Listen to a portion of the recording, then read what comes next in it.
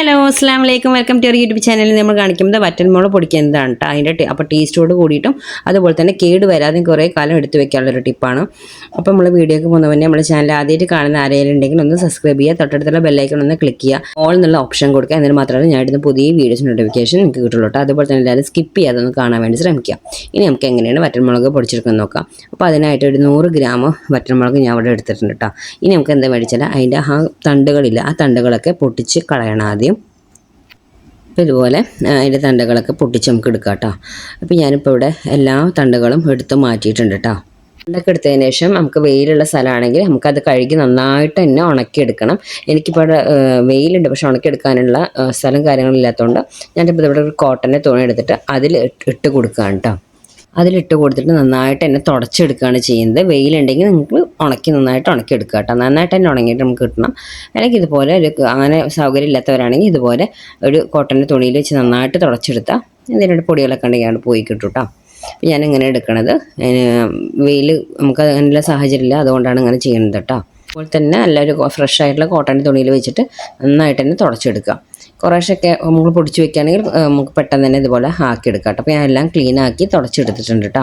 ഒരു 100 ഗ്രാം അല്ലേ ഉള്ളൂ, പെട്ടെന്ന് തന്നെ നമുക്കത് തുടച്ചെടുക്കാം. നമുക്കിത് വറുക്കാനുള്ള പാൻ എടുത്ത് വെച്ചിട്ടുണ്ട് കേട്ടോ. പാൻ ആദ്യം ഒന്ന് ചൂടാക്കിയതിന് ശേഷം ലോ ഫ്ലെയിമിൽ ഇടണം കേട്ടോ. അത് വറുക്കുന്ന സമയത്ത് നിങ്ങൾ ലോ ഫ്ലെയിമിൽ തന്നെയാണ് ഇടുക, മീഡിയത്തിലും ഹൈയിലും ഇടാതിരിക്കുക, ലോയിലും ഇടുക കേട്ടോ. എന്നിട്ട് നന്നായിട്ട് വറുത്തെടുക്കണം.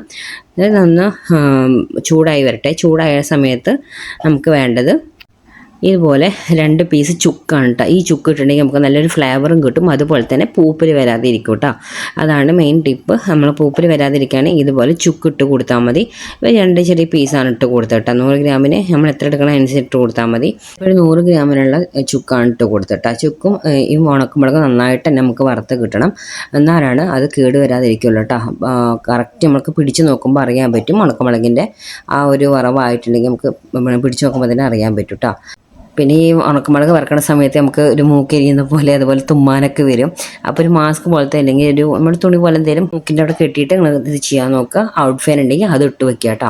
ഇപ്പോൾ ഞാനത് വറുത്തെല്ലാം കെട്ടിയിട്ട് ചൂടാറാൻ വേണ്ടി വെയിറ്റ് ചെയ്യാണ്. ചൂടാറിയതിന് ശേഷം മാത്രം നമ്മൾ ഇത് ജാറിൽ ഒന്ന് തിരിച്ചാൽ മതി കേട്ടോ. ഒരുപാടിട്ട് തിരിക്കരുത്, നല്ല പൊടിയരുത്, ഒന്ന് ജസ്റ്റ് ഒന്ന് തിരിച്ചാൽ മതി. അപ്പോൾ ഇതുപോലെ തന്നെ പൊടിയായിട്ട് കിട്ടുക. ഇതുപോലെയാണ് നമുക്ക് കിട്ടേണ്ടത്. ഞാനിപ്പോൾ പ്ലേറ്റിലേക്ക് മാറ്റിയിട്ടുണ്ട്. ഇനി ഇളം ചൂടുമെല്ലാം ചൂടാറിയതിന് ശേഷം ഡ്രൈ ആയിട്ടുള്ള ബോട്ടിലേക്ക് ഇട്ട് കൊടുക്കുക കേട്ടോ. അപ്പോൾ ഈ ഉണക്കമുളക് പറഞ്ഞാൽ നല്ല ടേസ്റ്റുമാണ്, കേട് വരാതെ കുറേ കാലം ഇരിക്കുകയും ചെയ്യും. അപ്പോൾ വെള്ളമൊന്നും ആവാതെ ശ്രദ്ധിക്കുക. എല്ലാവരും ഇതുപോലെ ഒന്ന് പൊടിച്ച് വെച്ച് നോക്കുക കേട്ടോ. അപ്പോൾ എത്ര നമ്മുടെ വീഡിയോ ലൈക്ക് ചെയ്യാനും ഷെയർ ചെയ്യാനും കമൻറ്റ് ചെയ്യാനും സബ്സ്ക്രൈബ് ചെയ്യാനും മറക്കരുത്. Okay, bye bye, thank you.